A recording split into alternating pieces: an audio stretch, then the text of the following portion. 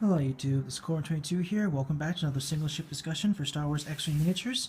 In this series we take a look at single ship builds and discuss the competitive viability in the Star Wars X-Wing Miniatures game. Today we're looking at the Imperial faction. We're looking at one of the Empire's elite TIE fighter pilots, piloted by a guy named Youngster. Now with the TIE fighter, this was pretty much the Empire's go-to ship, starfighter anyway. It was fast, it was agile, very hard to hit. The solar panel wings along the sides here helped to gather energy from outside and pretty much convert it into its into energy versus nuclear reactor, which powered the exhaust as well as powered the engines as well as the weapons and other systems.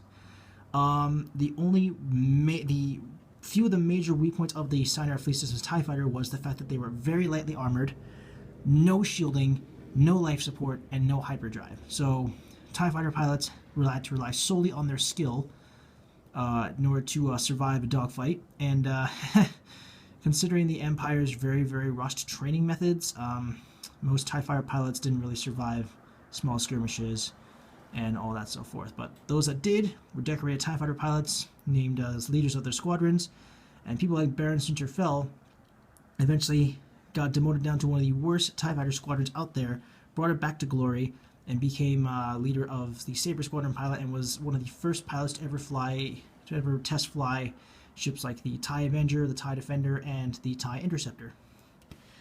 Enough about the ship. Let's look at the pilot itself here. We have a guy named Youngster. Not much known about this guy. What we do know is that he comes in at a pilot skill of 6, and he flies the Sinar Fleet Systems TIE Fighter for the Galactic Empire. He has the standard stats of a TIE Fighter. He has an attack value of 2, an agility value of 3, a hull value of 3, and a shield value of 0. His action bar consists of the Focus, Barrel Roll, and Evade actions. It costs 15 points to field. And his upgrade bar consists of an elite upgrade as well as an unlisted Thailand modification. His pilot ability reads, friendly TIE fighters at range 1 to 3 may perform the action on your equipped elite upgrade card. Now, at first I misread this, because I thought that pretty much meant that whatever elite pilot skill you put onto Youngster, all of your squad mates can do it as well. I later find out by one of my viewers, thank you very much to whoever you are, that this ability is actually limited to those elite pilot talents with the bold action header on their upgrade card. So that means, because it even says so right there, perform the action on your upgrade card. So it's limited to this ability is limited to upgrades like Expose, Marksmanship, Daredevil, Expert Handling, all that sort of stuff. So yeah. However, it does say friendly TIE fighters. It doesn't specify TIE fighter. I know it says TIE fighters, but I think this ability applies to every TIE craft in the game. So that means you can pit friendly TIE Interceptors, TIE Advanced, TIE Bombers, TIE Punishers, TIE Defenders, TIE Phantoms. I think all of the TIEs can kind of piggyback off of Youngster, so to speak, and perform the action as well. So, but this is especially useful for TIE fighters that don't have an elite pilot skill, like all of the Academy and Obsidian Squadron pilots, Night Beast, Wing Gundark, Backstabber, all those guys, as well as the other TIE pilots that don't have elite pilot skill. So this guy pretty much gives them the elite pilot skill that he has, provided that it has the bold action header icon. And yeah, so Youngster's ability I thought was overpowered, but now that I read it, now that I've understood it correctly, it's a bit underpowered. But if you use it correctly, it can still be pretty lethal. It pretty much Youngster pretty much ignites the passion that swarm users like to use. So. For the elite pilot skill I have chosen, I've gone with Expose.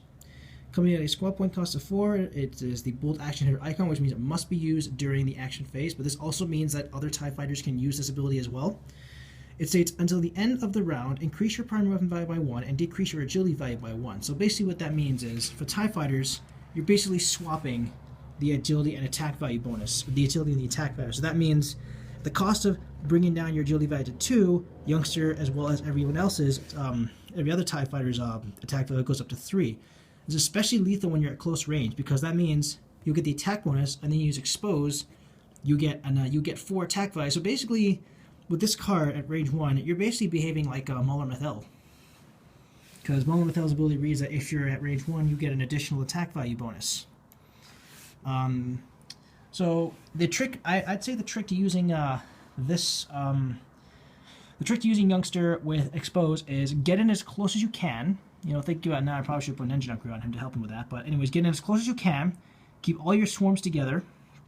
Keep all your swarms with all the other friendly ties at range 1 to 3 of Youngster so that they can piggyback off this ability. Have in as close as possible to the target. Swarm it, and then use Expose, and have every other guy use Expose so that they can get that boost in attack as well as their the